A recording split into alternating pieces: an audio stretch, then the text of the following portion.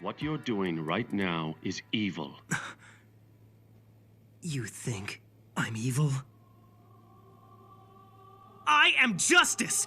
I protect the innocent and those who fear evil! I'm the one who will become the god of a new world that everyone desires! All those who would oppose that god, they are the ones who are truly evil!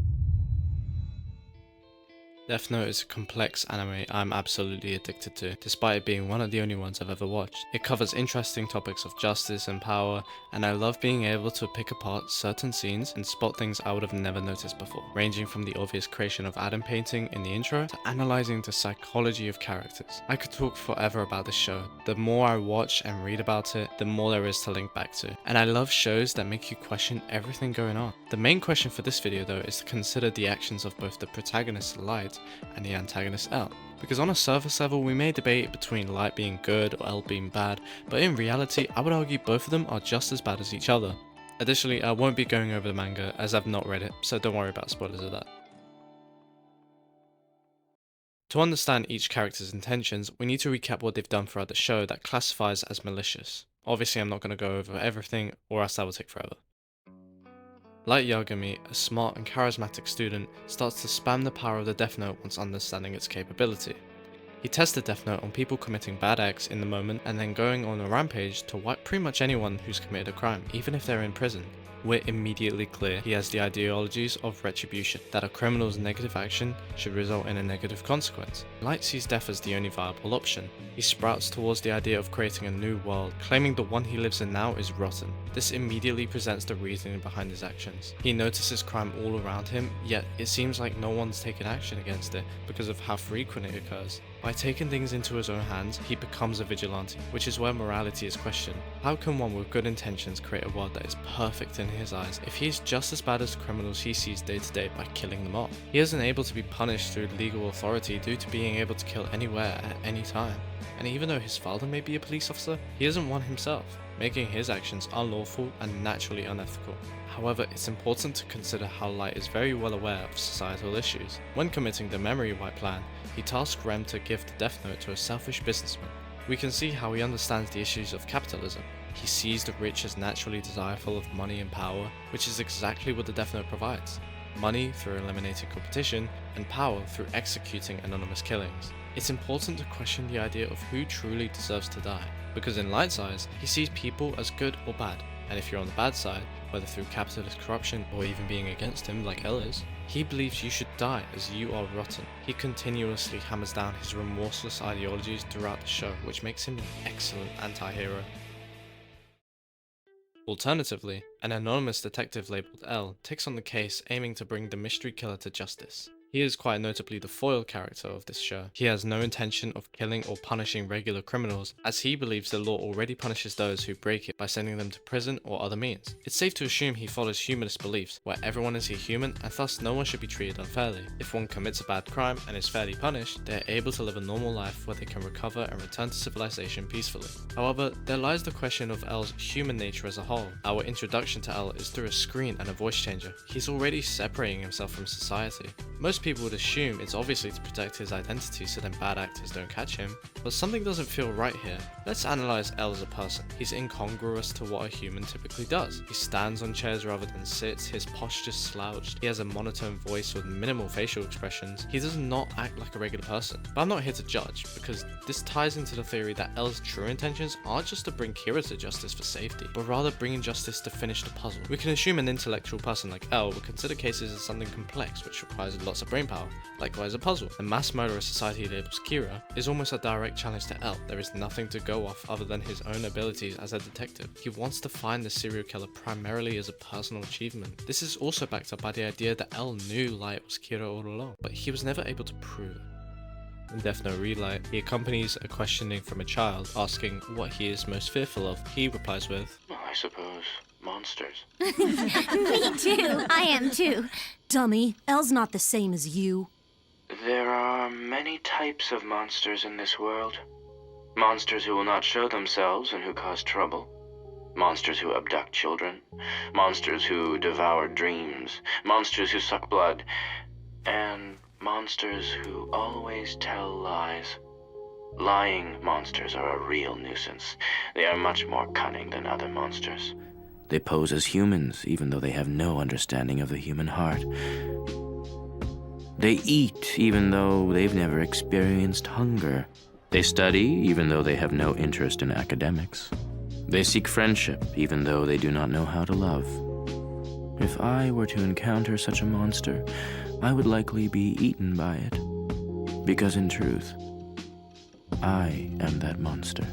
There are people who hide behind the traits of humans, studying for academics, eating for hunger, socializing for friendship. This is the opposite of how we are presented with Light. He is bored through his mundane life of education and socializing. He is already naturally smart, so he doesn't seem to have an interest with school. He has a girlfriend, yet is rarely depicted ever showing affection towards her. This is similar to how Misa was able to deduct that Light Yagami was the original Kira, but without the visual clues. L is a monster himself, so it's obvious he can identify other monsters like Light. But why does L see himself as a monster? We link this back to how he's presented. He lacks human emotions, he's slouched, and he's obviously different. But why do the creators make him different? Well, he's the world's best detective. He dedicates his time solving crimes and hunting down notorious criminals. He doesn't actively perform tasks a human would do, not because he has no desire to, but because he has no reason to. If he isn't human in his soul, he has no reason to hide as a human, but rather hide from the world full of humans, even hiding away from his possible successors.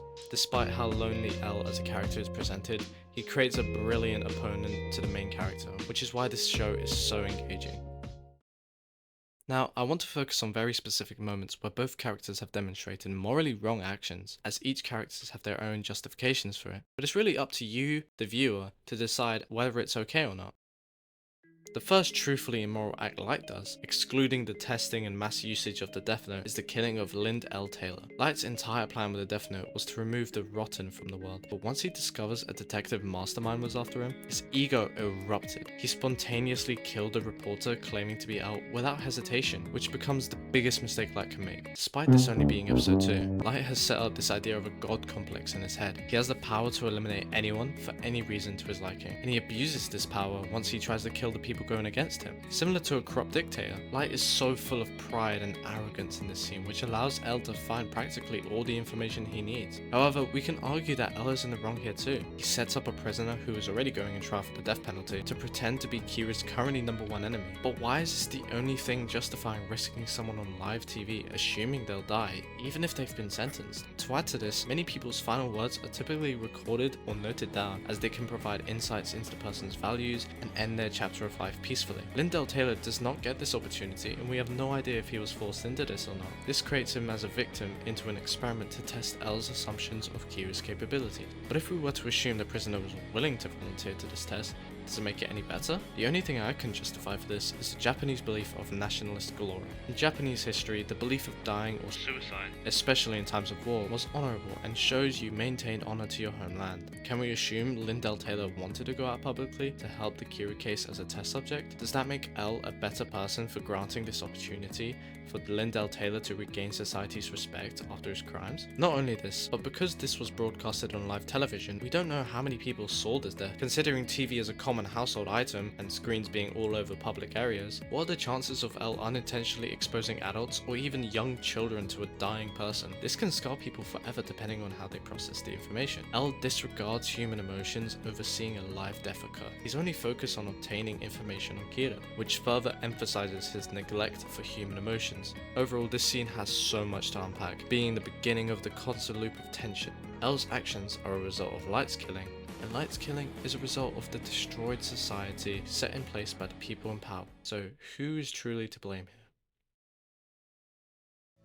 The introduction of Misa Amane is very important for demonstrating how far each character is willing to reach their goals. Misa Amane is a very interesting character, as she could be considered a binary opposite of Light's character. There are many examples of her being careless about being caught, using tapes publicly to communicate with Kira, meeting directly with Kira despite the dangers of meeting a stranger, especially with someone so powerful, and so on. When meeting Light, who she deducts is Kira through spying, she confesses she loves Light for avenging her parents' death by executing the killers. She is almost metaphorically love-binded because of the Death Note, but Light doesn't seem to fall in deep love with her. In fact, he acts as if he doesn't feel love at all. This was already clear from his past relationship, barely ever being depicted with his past girlfriend. Rather, Light sees Misa as an obstacle. She can create more problems if she is let loose, but luckily for him, as long as they are together relationship-wise, she is willing to obey to him. Misa's character shifts from a possible enemy to a servant for Light. There's even a scene later on of Misa in some kind of uniform, but instead of helping Light's plans, for example, trying to get L's true name through the Shinigami eyes, she's stubborn and naive. Regardless if she is devoted to being helpful for Light's plans, she is presented as a chaotic catalyst for Light's inevitable destruction, the same Ryuk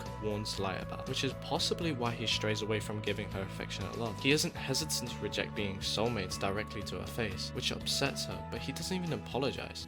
Let's focus on the L, Light, and Misa meetup scene. Light's first reaction to seeing Misa arrive is Misa, you idiot! Until he realizes it was a good thing because of her devotion and like-minded ideologies. It's very clear that Light naturally dislikes Misa because he views her as a reckless criminal. She's like a ticking time bomb. One slip up and his whole facade is tarnished. However, Misa is a jackpot for L, and it's very clear through this interaction he can confirm Light as Kira and Misa as the second Kira. But there are instances where he takes things far too far, taking her phone, which is theft, putting her life on the line in a threatening situation, and even detaining her for an extreme length of time. This is incredibly similar to the CIA's enhanced interrogation tactic. L is in capturing Misa, with Light in prison as well, to prove they can't be either the Kiras. These crimes can't be overlooked, but they are the only people who he does this to, meaning he's confident that it's them. He is willing to do practically anything to find Kira, and he's literally following the idea of keeping your friends near but your enemies closer, especially when he changed Light to him to further analyze him. Generally, both characters neglect Misa, as she simply just wants to be loved by Light, but he's too occupied with his god facade, and as a result is interrogated heavily by L.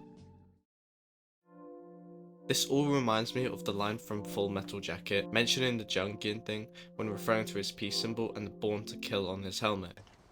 I don't remember, sir. What is that you've got written on your helmet? Born to kill, sir. You write Born to Kill on your helmet and you wear a peace button. What's that supposed to be, some kind of sick joke? No, sir. What is it supposed to mean? I don't know, sir.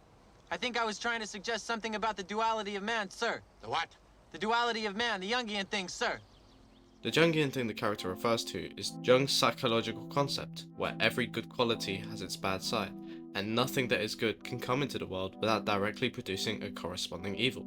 How is this important to the film? Well, the context of war is to achieve the goal of occupation or eliminating an enemy, you must kill. To do good things is to do bad things. You can't only have one. This is extremely clear in Death Note. Light is a smart and loyal kid, but he's wrapped by the idea of being Kira to create a perfect new world. Light has good intentions, but they result in extreme results of killing. L intends to stop the killings and bring Kira to justice, but he uses unethical methods. L catches notorious criminals often, but he neglects his mental and physical state. I feel like this can also link to the idea of biblical imagery plastered all over this show. Misa wears Christian-style gothic clothing, evoking corrupt devotion. Light is constantly depicted as God or replacing God, as he's set beside Ryuk, who is addicted to apples, the same fruit commonly depicted in the book of Genesis, known as the forbidden fruit. Hence why he's addicted to it, mirroring humanity's temptation towards sin. Hell, even the Death Note could be perceived as the Bible, but since it was held by a Shinigami, it could be a rotten Bible, decayed by human ego and divine power. A Jugin's lens implores this, especially to see how evil both Light and L are, and a matter of fact, both of them died to the Death Note. Rem ends up killing herself to save Misa by killing L and Watari, and Light dies to Ryuk after getting caught. In the end, nobody wins. L doesn't get to claim his victory, and Light doesn't get to rule a new world free of crime and sin.